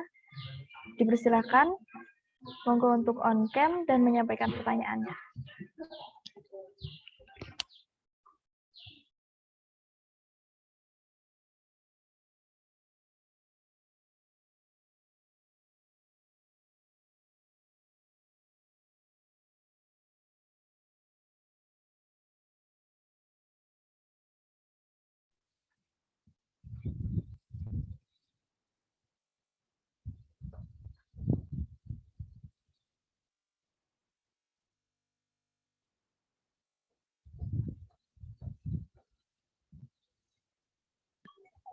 Ayo, monggo rekan dan rekanita untuk mengajukan pertanyaan, karena pemateri pada kali ini sangat istimewa. Jadi sangat rugi jika kita tidak menyiapkan pertanyaan atau memberikan pertanyaan atau menanyakan hal-hal yang belum diketahui.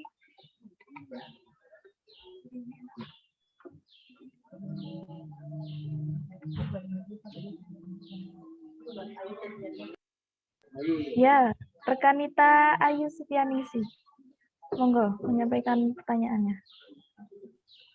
Terima kasih atas kesempatan yang bertanya. Kader muda harus bisa berpikir kritis melalui berpikir analitis. Bagaimana cara kader muda ini saat melakukan analisis bisa meminimalisir kesalahan-kesalahan dalam menganalisis tersebut? Karena dalam beberapa hal terkadang dalam belajar mengalami banyak kesalahan, apalagi dalam menganalisis. Cara mengurangi kesalahan dalam analisis seperti apa? Terima kasih. Ya, terima kasih kepada rekanita Ayu. Jadi pertanyaannya, bagaimana cara kita untuk meminimalisir kesalahan-kesalahan dalam menganalisis? Karena ya sering tentunya kita terkadang menemukan atau berbuat kesalahan dalam melakukan analisis dan lain sebagainya. Monggo Gus untuk dijawab. Ini sebenarnya pertanyaan umum ya, problem di semua tempat. Tadi kita katakan begini, dalam ajaran Ki Hajar Dewantara, analisa itu paling tinggi, sama dengan mantik. Kalau kita belajar mantik, logika, tahlil, ini sudah simpulan ya, sudah natijah. Pertama dimulai dengan ta'rifat, identifikasi, mengenali. Bagaimana untuk tahu? Ya kalau di mantik itu bab 1 hudud wa ta'rifat. Definisi dulu, kita tahu ini A, B, C, D, kalau kita tahu definisinya, takrifnya. Baru nanti taksimat, dikelompokkan. Ada kismun, ada kisim. Itu dikelompokkan, diklasifikasi, baru dianalisis. Bagaimana meminimalisir kesalahan-kesalahan dalam menganalisis? Menurut saya caranya terus belajar kepada penanya tadi Mbak Ayu kalau tidak salah. Misalnya, Pak, bagaimana supaya saya bisa naik sepeda? Supaya tidak jatuh-jatuh naik sepeda. Ya memang harus jatuh-jatuh itu. Terus saja belajar, jatuh sekali, 2 kali. Sama dengan begini, ada 2 orang. Satu mengatakan, Pak, kalau saya baca Quran, saya sering salah. Loh, kenapa sering salah? Ya karena saya sering baca Quran. Terus orang kedua mengatakan begini, Pak, saya tidak pernah salah kalau baca Quran. Loh, kenapa? Ya karena tidak pernah baca Quran. Kapan salahnya? Oh, tidak pernah baca kok itu. Kapan kehilangan kunci rumah? Ya tidak punya rumah, ya kan? Yang penting tidak punya rumah tidak apa-apa. Tapi Pak, yang penting saya ke rumah mertua saja. Bagaimana? Konon kampus paling hebat itu adalah UNMER, Universitas Mertua. Nah, itu dia. Supaya kalian semangat ya. Kalian tidak hanya harapan mertua loh, harapan Indonesia juga. Itu Anda bisa disertasi atau tesis atau skripsi tiap hari itu. Kalau tidak untung dosennya galak pembimbingnya itu. Alhamdulillah saya sudah lulus dari UNMER, Universitas Mertua. Jadi kepada penanya Mbak Ayu tadi, bagaimana meminimalisir kesalahan-kesalahan dalam menganalisis? Terus belajar. Karena analisa ini sudah kompetensi teknis, dia melihat persoalan dari berbagai sisi. Jadi saya tunjukkan pulpen atau apa ya, benda. Mungkin ini kelihatan panjang dari sisi sebelah, dari sisi sudut pandang kalian. Tapi akan nampak berbeda kalau arahnya begini. Atau saya miringkan, atau dilihat dari bawah. Nah, melihat persoalan dari berbagai sisi itu memandang secara holistik, secara syumuli, komprehensif. Tadi itu loh, saya katakan begini. Kemiskinan terjadi kenapa? Apa karena tidak ada kerja, tidak ada kerjaan? Apa karena banyak utang atau ditipu? Boleh jadi karena faktor pendidikan. Boleh jadi karena memang dia gampang putus asa. Banyak faktor. Ini namanya memandang persoalan tidak hanya dari satu sisi. Kita diajari untuk melihat persoalan dari berbagai sisi. Makanya membela NKRI, memperjuangkan Nahdlatul Ulama tidak cukup dengan agama. Ya boleh dengan HAM, boleh dengan hukum, boleh dengan ekonomi, politik, pendidikan, kebudayaan, kesenian, apapun saja.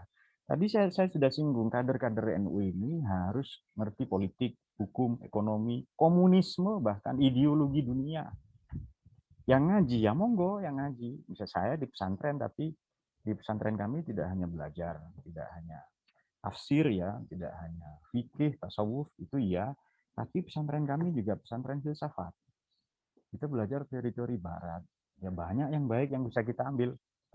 Nah itu dia. Jadi caranya bagaimana? Terus belajar. Terus belajar. Jadi belajar itu begini. Kadang Anda boleh loh ya, penanya ini boleh Anda membenci guru. Boleh, manusiawi.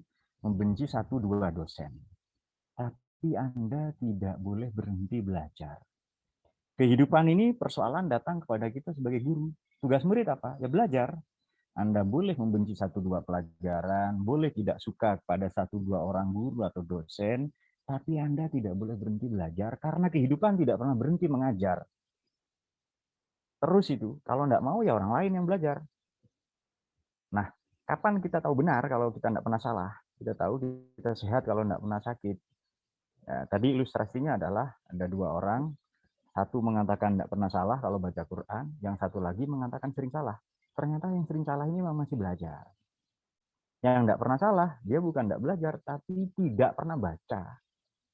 Ya kapan salahnya? Nah, itu jadi solusinya ini hemat saya, pendapat saya yang tidak terlalu hemat. Ini hemat saya yang tidak terlalu hemat adalah terus belajar. Karena begini, keterampilan, keahlian, kepakaran itu memang dimulai dengan ketekunan. Ada loh orang tidak berbakat di bidang apa, di bidang tertentu, tapi karena dia tekun, dia menjadi ahli. Berbicara, menulis, retorika, kepandaian, skill-skill apapun itu berangkat dari ketekunan. Siapa dia yang tekun, ya maka dia akan menjadi ahli di sana atau menguasai bidangnya. Saya kira itu, terima kasih, kembali ke moderator lagi. Ya, baik, disampaikan terima kasih kepada pemateri. Jadi singkatnya seperti ini, rekan Anita Ayu. Bahwa analisis ini merupakan tahapan belajar yang paling tinggi. Jadi cara dari Gus Dovir ini untuk meminimalisir dari kesalahan menganalisis adalah dengan terus belajar dan tekun. Itu ya kuncinya. Bagaimana? Nggih. Terima kasih Gus. Lalu bagaimana dari rekanita Ayu? Apakah ada feedback?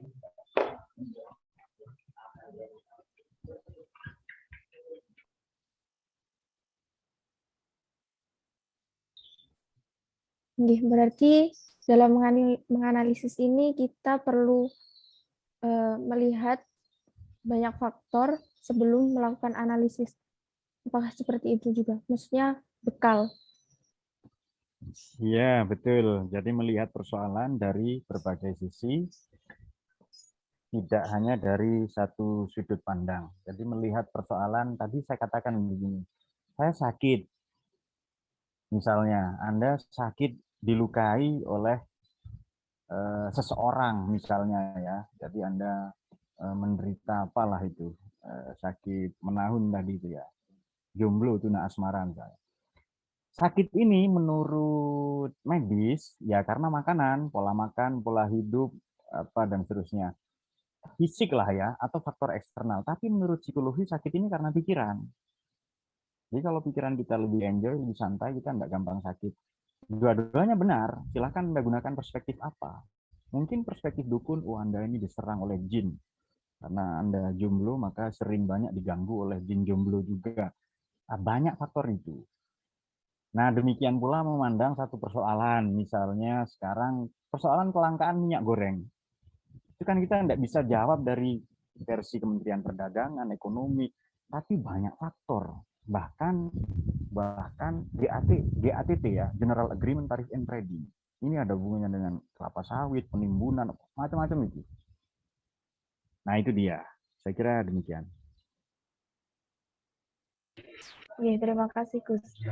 Bagaimana penanya? Rekanita Ayu? Iya, sampun, terima kasih. Baik, terima kasih rekanita Ayu.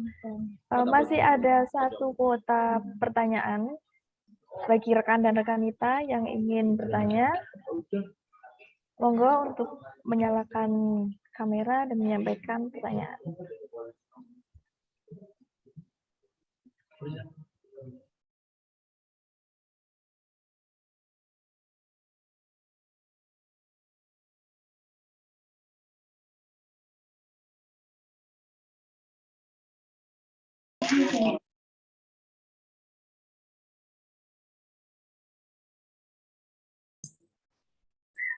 Baik, izin masuk Ibu Moderator.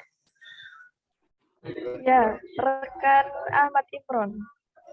Ingin bertanya, silahkan mengajukan. Waalaikumsalam. Assalamualaikum Moderator dan Gus Dovir. Waalaikumsalam Mas Imron. Senang sekali dapat berjumpa dengan jenengan. Sama-sama.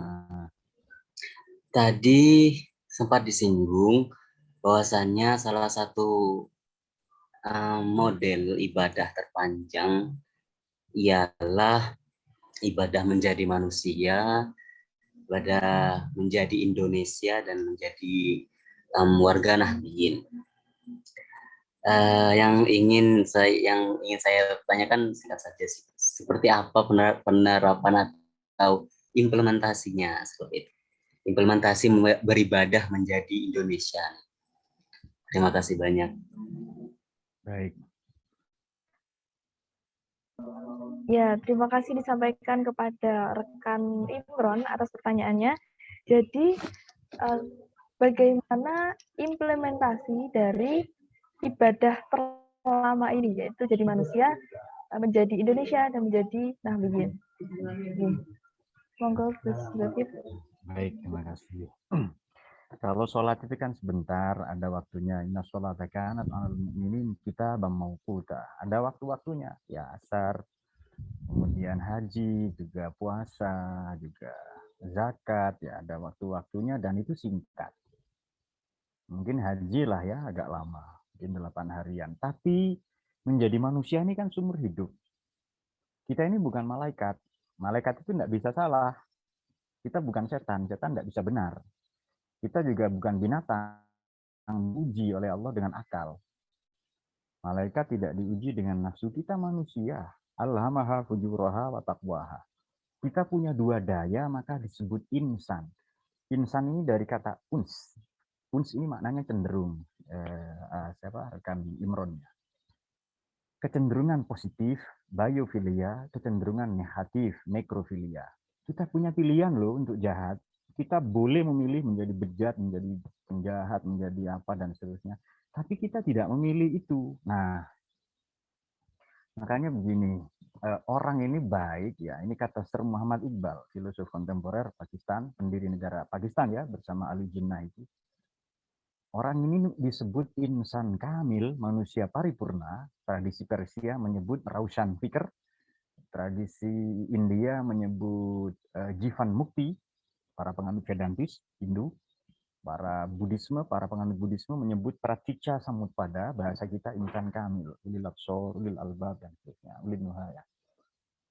Kenapa? Kita punya dua potensi, baik buruk, tapi kita menahan diri untuk tidak buruk. Kita mengembangkan, mengasah potensi baik.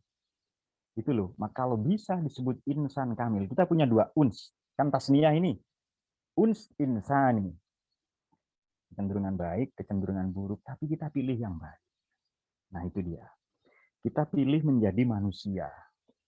Bagaimana supaya Nabi Muhammad ini kan salah satu visinya adalah taknisul insan, memanusiakan manusia. Ada loh orang yang merasa dirinya bukan manusia, tapi merasa dirinya Tuhan.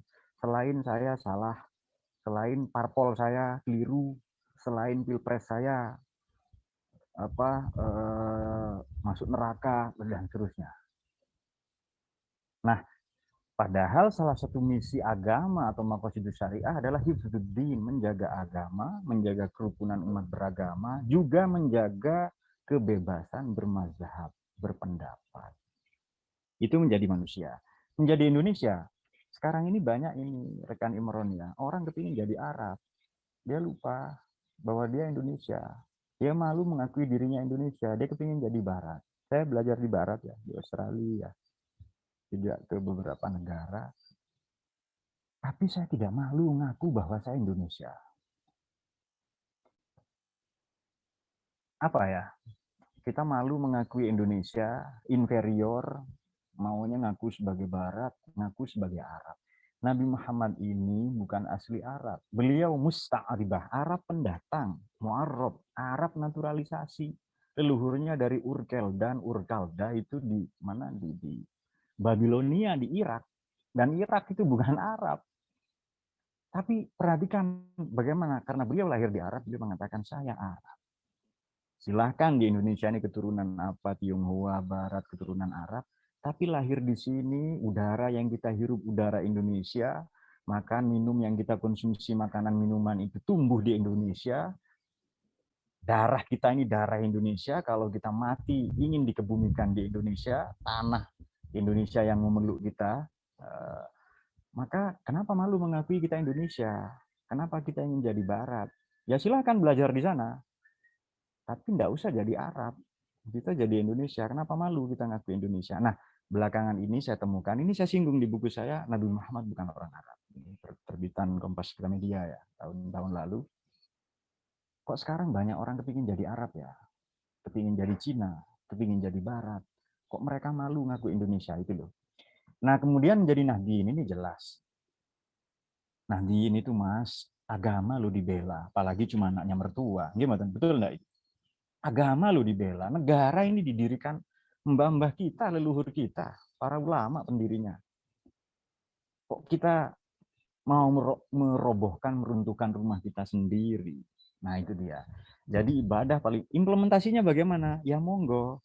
Kan rumah sudah ada, ini Indonesia kita jaga. Oh Pak, saya mau menjaga dari sisi ekonomi. Silahkan.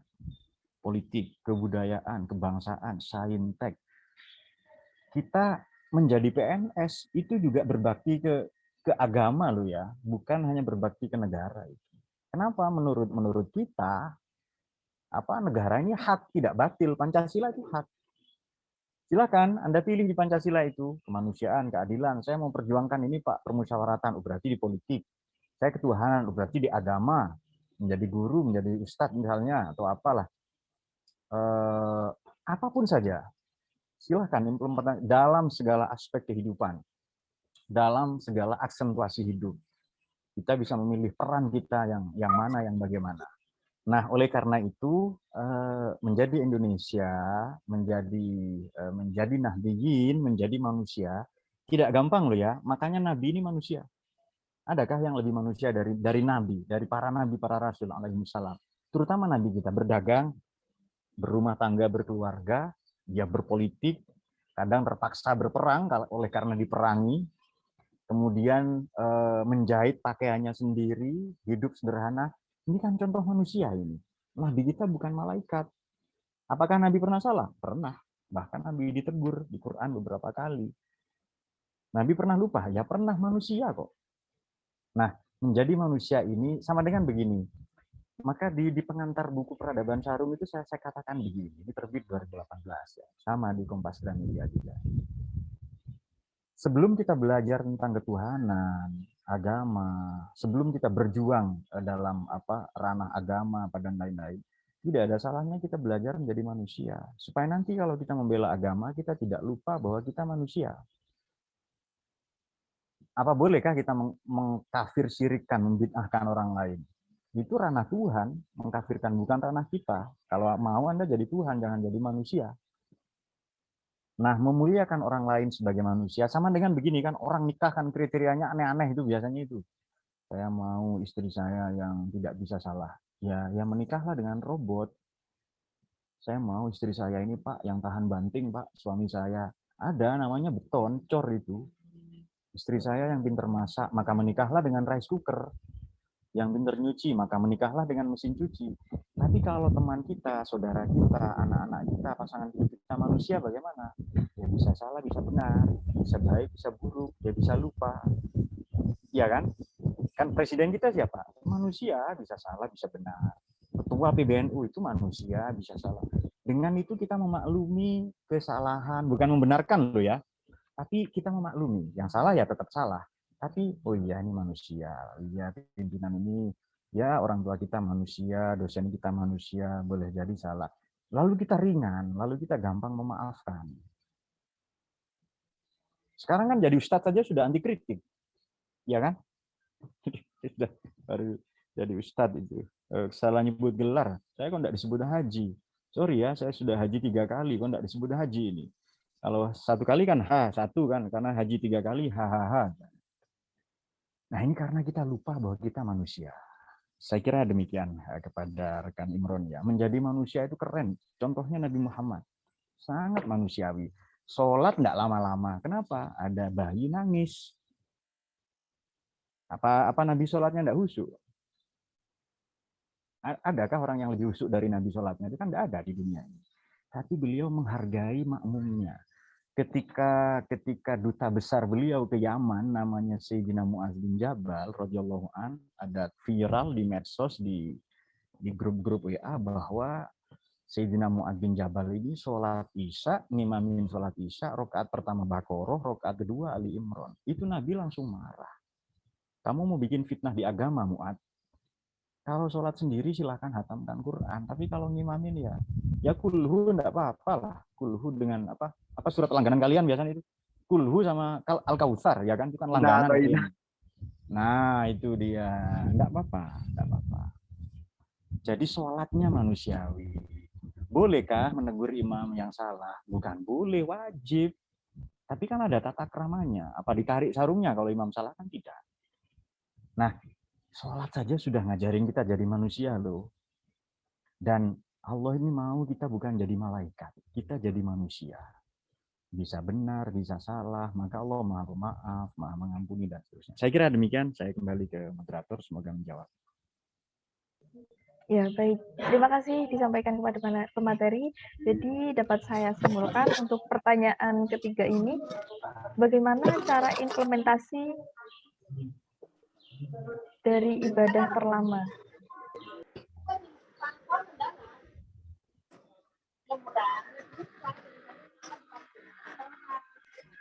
Yaitu dengan menjadi manusia, karena dengan menjadi manusia adalah manusia dilaksanakan dengan seumur hidup. Kita memiliki dua potensi, bisa menjadi baik, bisa menjadi buruk. Tapi kita memilih untuk menjadi baik dan menahan diri untuk tidak berbuat buruk. Nah, kurang lebihnya seperti itu. Rekan Imron. Bagaimana rekan Imron? Apakah ada feedback?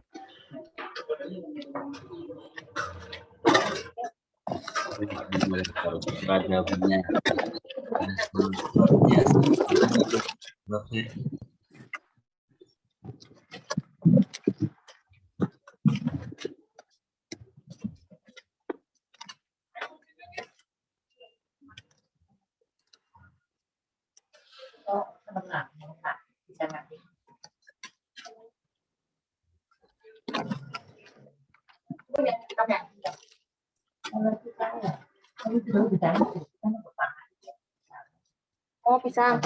Plastik putih. Ya, pisang.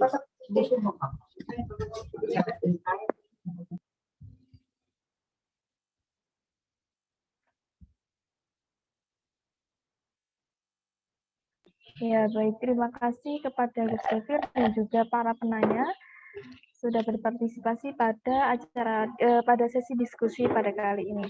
Ya, berhubung 3 kuota sudah terpenuhi, kali ini saya akan simpulkan pada kegiatan webinar kali ini, yaitu pada pertanyaan pertama mengenai bagaimana cara kita berkontribusi kepada Indonesia, yaitu dengan cara terus belajar dan melakukan hal apapun meskipun itu kecil, dimulai dari diri sendiri, dimulai dari hal yang kecil, dan dimulai dengan perubahan meskipun itu hanya perubahan kecil. Lalu dari pertanyaan kedua, untuk meminimalisir kesalahan ketika kita menganalisis, yaitu dengan cara karena kita tidak akan mengetahui kebenaran jika kita tidak mengalami yang namanya kesalahan.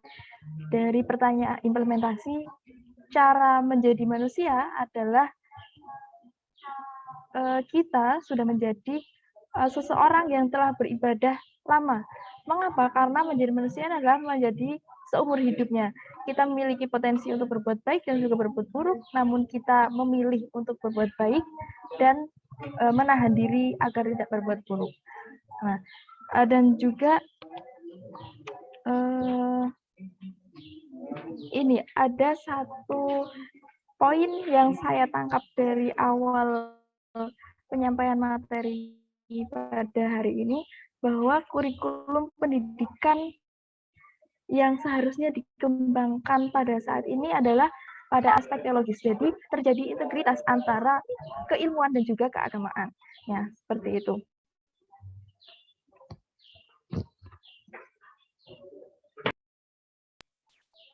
Oke, langsung saja kita menuju kepada sesi yang selanjutnya, yaitu penyerahan sertifikat kepada pemateri secara simbolis.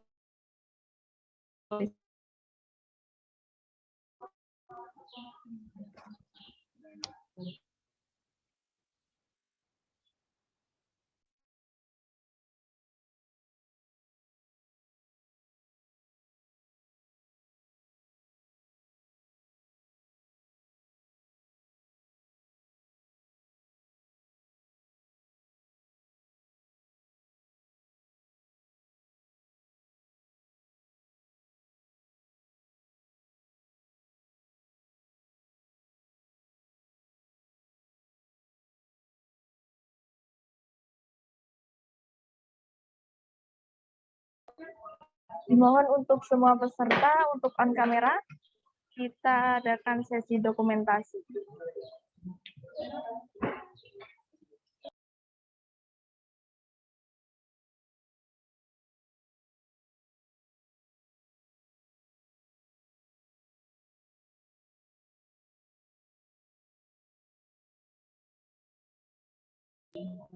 Baik, saya hitungi. 1, 2, 3.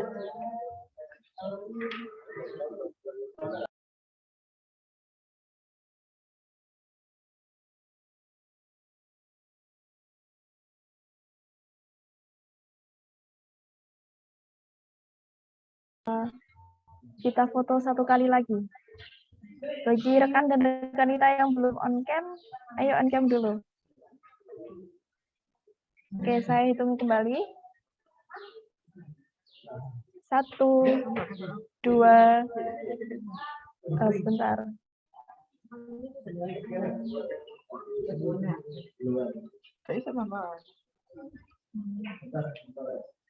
Sebentar, masih ada kendala sinyal.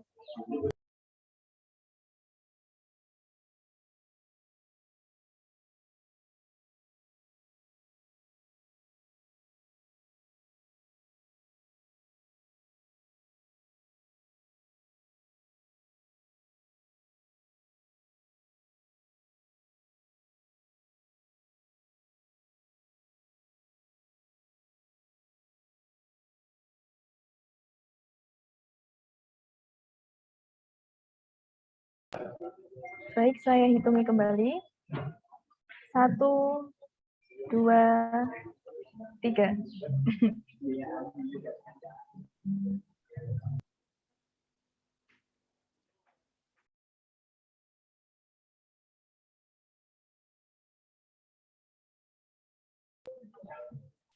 Satu kali lagi, slide selanjutnya, saya hitungi. 1, 2, 3.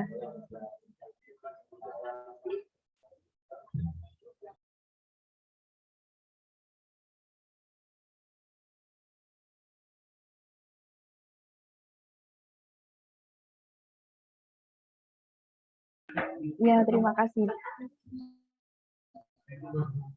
Baik, untuk acara penyampaian materi ini cukup sekian. Saya sebagai moderator izin mengundurkan diri. Saya sampaikan banyak terima kasih kepada pemateri, Al-Ustadz Fir, dan juga teman-teman, rekan dan rekan kita yang telah berpartisipasi pada mohon maaf yang sebesarnya apabila ada kesalahan. Sekian dari saya. Wassalamualaikum warahmatullahi wabarakatuh.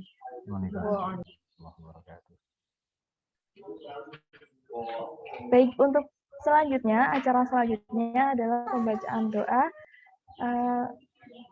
Mohon dari Ustadz untuk memimpin doa.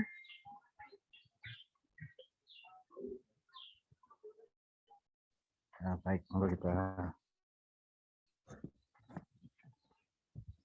Al-Fatihah.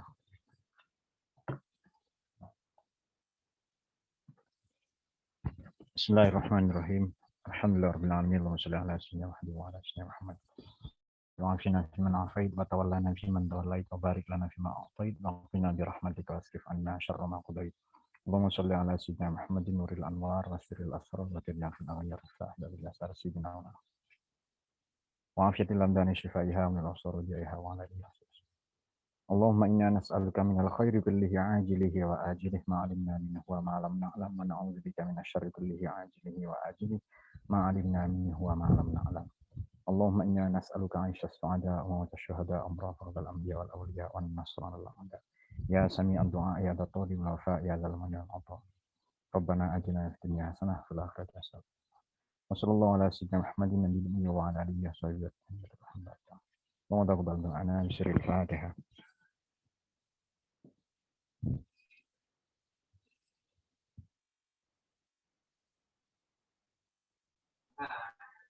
Amin ya rabbal alamin. Terima kasih disampaikan kepada Gus Fir. Sama-sama, mohon maaf pada semuanya ini, matur nuwun semuanya. Oke, Gus. Terima kasih banyak. Oke.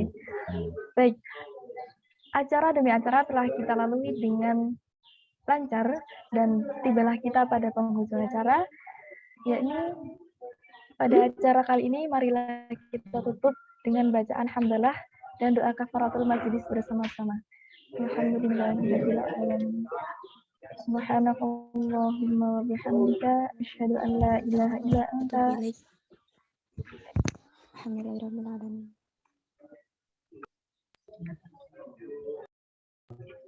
Bagi rekan dan rekanita yang belum melakukan absensi, dimohon untuk segera melakukan absensi karena terbatas oleh waktu. Oke. Baik, dari saya selaku pembawa acara Nafia Qurratul A'yun memohon maaf sebesar-besarnya apabila terdapat salah kata atau tindakan yang kurang berkenan di hati rekan dan rekanita. Saya memohon maaf yang sebesar-besarnya. Wabillahi taufiq wal hidayah. Wassalamualaikum warahmatullahi wabarakatuh.